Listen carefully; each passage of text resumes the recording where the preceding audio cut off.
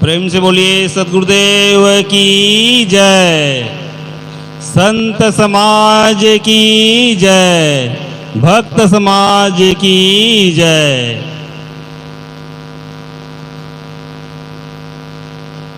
पूज्य गुरुदेव जी,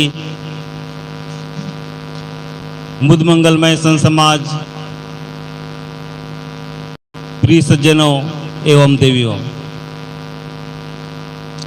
पूज्य श्री संचालक साहब जी के आदेशानुसार कुछ देर के लिए मैं भी आप लोगों के समक्ष, आप लोगों की सेवा में उपस्थित हूँ।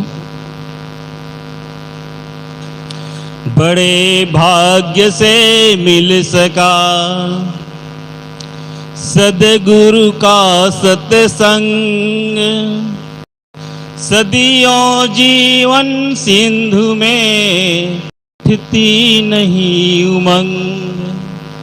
सदा न कोयल बोलती, सदा न खिलते फूल, यह अवसर मिलते तब ही जब पुण्य होए अनुकूल। प्रेम से बोलिए सद्गुरुदेव की जय। प्रिय सज्जनों, आपने एक साखी आप सबको अवगत होगा, मालूम होगा, वह है संगत की जय साधु की, हरै और की व्याधि, ओछी संगत क्रूर की, आठों पहर उपाधि। हम सब लोग यहाँ संगत करने के लिए आए हैं। क्या करने के लिए? संगत करने के लिए। किसका संगत? साहब जी ने क्या कहा? संगत की जय साधु की। हम यहां आकर के संतों की संगत कर रहे हैं, लेकिन आप यहां से, हम सब लोग यहां से जाएंगे घर, और अगर पूछे कोई आप कहां गए थे, तो आप क्या बतला पाएंगे?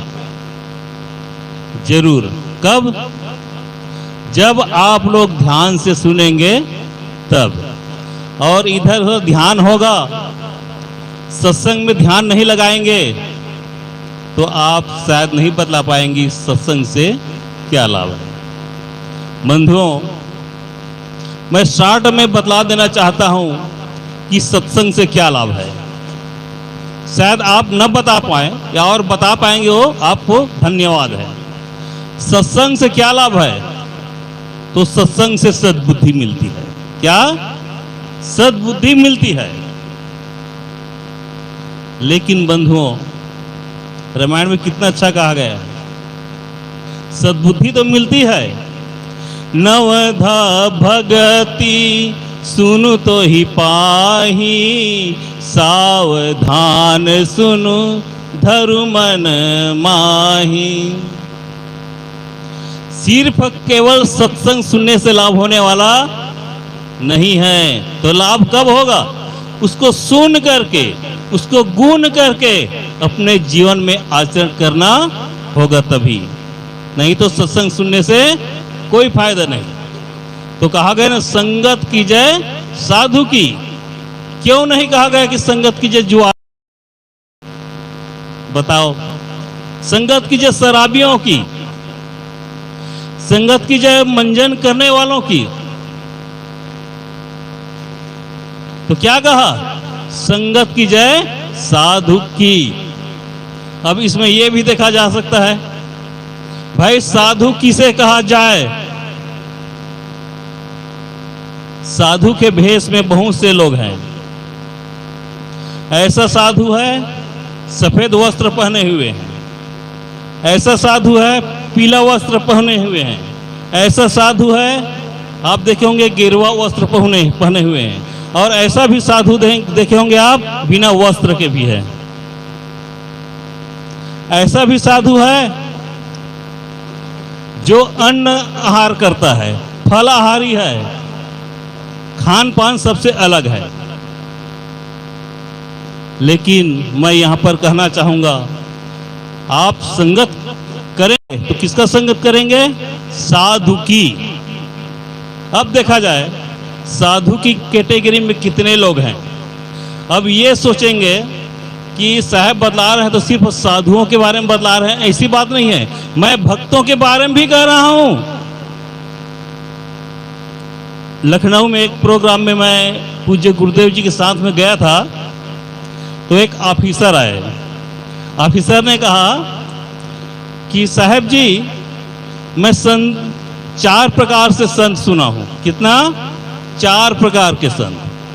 एक असली संत, एक असली साधु, दूसरा कहा असली के बाद नकली साधु। अब सोचेंगे साधु भी नकली होता है क्या? तीसरा कहा दखली साधु, और चौथा कहा फसली साधु।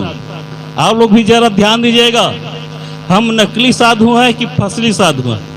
अब ऐसी बात नहीं कि हम साधुओं के बारे में कह रहा हूं, हम असली भगत हैं कि नकली भगत हैं, इस पर भी ध्यान दीजिएगा। साहब ने सिर्फ साधुओं के बारे में नहीं कहा, वो भक्तों के बारे में भी कहा कि आप असली भक्त बनिए। असली क्या कहा है? असली भगत, असली संत। तो आइए इस पर कुछ और थोड़ा आगे बढ़ाते हैं। उस ऑफिसर ने कहा कि असली संत कौन है? आप जरा ध्यान दीजिएगा, असली संत कौन है? जो संत के भेष में आकर के अपने जीवन को शुद्ध, निर्मल, सात्विक, ध्यान योग्य बनाता है, ध्यान में मगन रहता है, ध्यान में रत रहता है, जो किसी भी प्रकार के गांजा, भांग, धतूरा, चंडू, चरस, सिगरेट, अनैतिक काम नहीं करता, वह है असली संत, और वह असली भगत भी है। और दूसरे में क्या कहा उस ऑफिसर ने? फसली संत। सॉरी, दूसरे में क्या कहा? असली के बाद नकली संत, नकली साधु।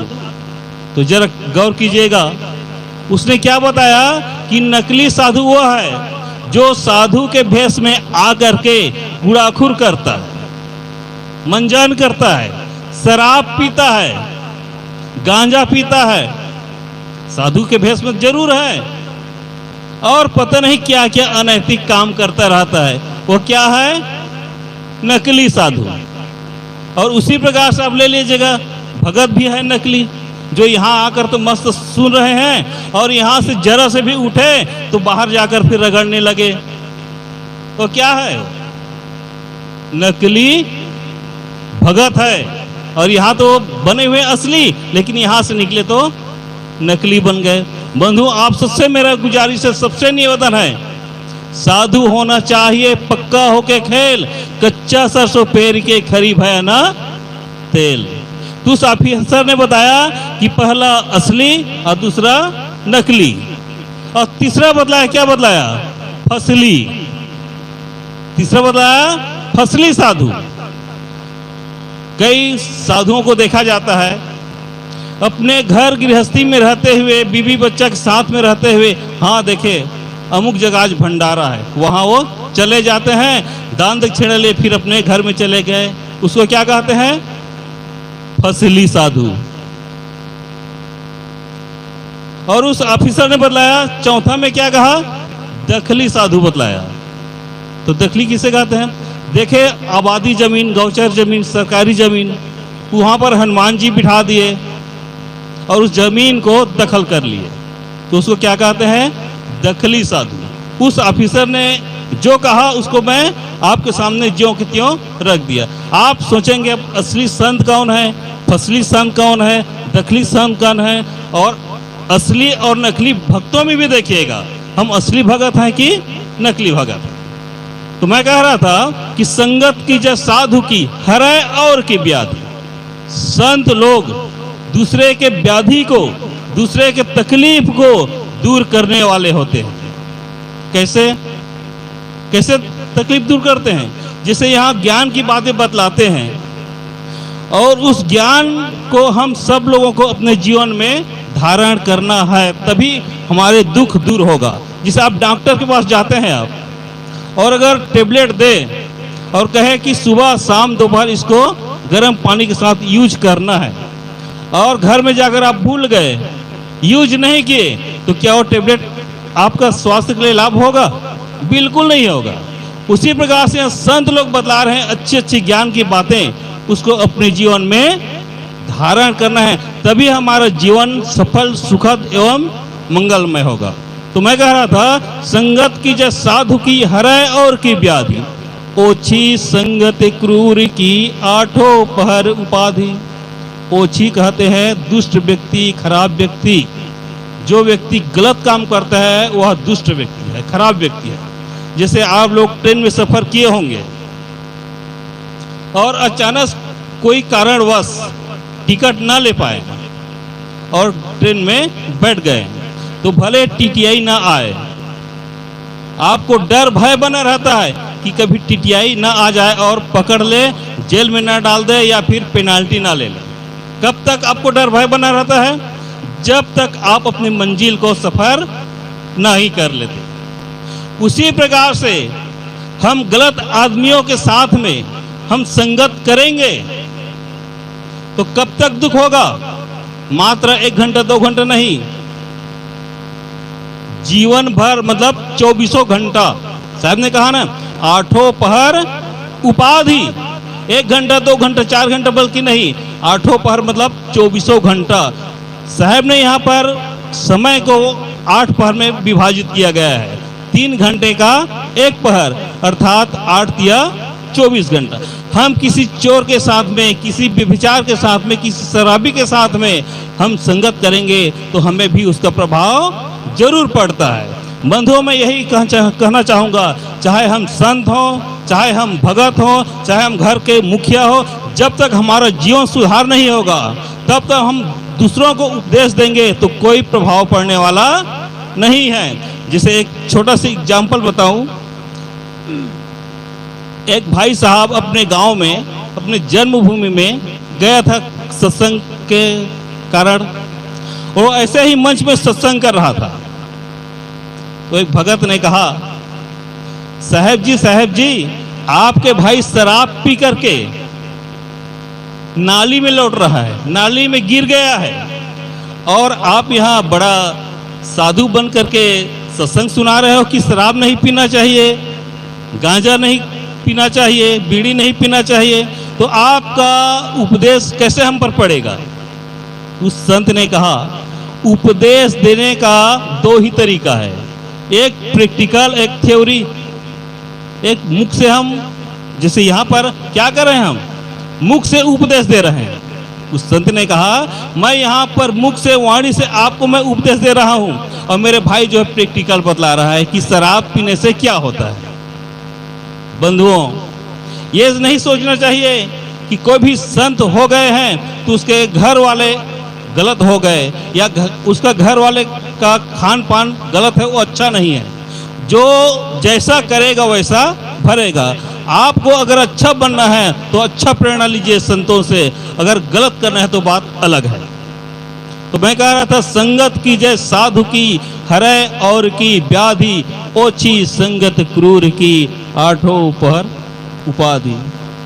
प्रेम से बोलिए सतगुरुदेव की जय। साहेब बंदगी, साहेब बंदगी, साहेब बंदगी।